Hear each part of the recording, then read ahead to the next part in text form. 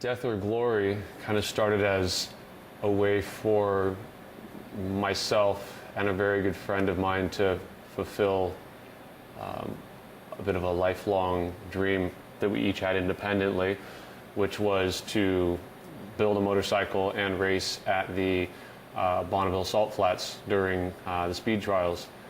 So after thinking about it a little while, he had an old 1972 shovelhead Springer that'd been sitting in his garage, not running, sort of collecting dust, that much of a purpose.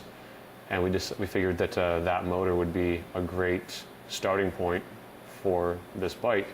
It was 2 or 3 months before the actual trials. Brought his bike over here, tore it down, pulled the motor out, took it completely apart, rebuilt it, freshened it all up.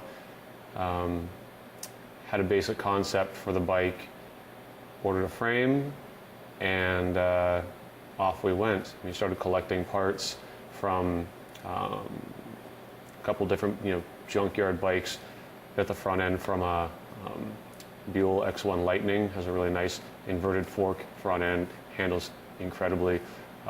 We've got his 74-inch shovel head backed by a Baker 6-speed transmission, gas tank, exhaust, fender, that type of thing were all made from scratch in-house. Put it together in about 2 months, named it Death or Glory, back to another music reference after a song by one of my favorite bands, The Clash. Also happens to be one of Kenny's favorite bands, so not only did it work for both of us in that way, but I think it's pretty appropriate considering what we were doing.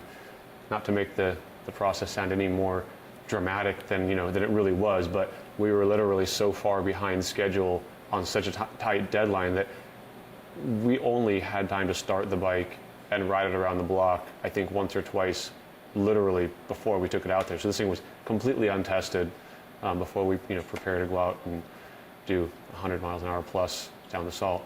So we flipped a coin to see who was gonna, I don't know if it was get to or have to ride first. I mean, it was sort of, one, you want to be the first guy to ride it because that's exciting, and B, you don't want to be the first guy to ride it because this thing was completely untested, and the first guy could end up in, a bunch of different pieces spread out across the salt. I won the coin toss, I rode first, just nothing but nerves the entire time. I mean, I could not get through that queue up to the starting line fast enough. I just had to get it over with because I was so nervous about what this thing would do. Got out there, started pulling, broke 100 miles an hour, 110, 120. And I think, although we had a little slower actual time pass through the time traps, I think that the bike did about 130 at top speed, and just could not have handled better. Just straight as an arrow, smooth as silk, no speed wobbles, no shaking, no nothing. It was, I just got the chills just thinking about it. It was the most amazing thing that I think I've ever done. Just taking this machine that 2 months ago didn't even exist, that I built with my own hands, and now I'm, just hunched over on it doing over 100 miles an hour down this legendary piece of, the planet. It was unreal. Going back hopefully next year, but I think this time, in addition to bigger holes in the bigger vent holes in the gas cap, I can't go back with just the same bike I brought last time. I've always got to do something. I've always got to mess with everything, and so I'm thinking I'll probably build a turbo system for it, and we'll take a turbocharged shovel head out to the Bonneville Salt Flats, see how that goes. And so after our week in Bonneville, we came home, cleaned all the salt off of it, and 4 days later, we had previously in the year, we'd been invited to the annual Artistry and Iron Build-Off during Bike Week in Las Vegas. And rather than building 2 bikes, we figured that we would just put everything we had into one bike.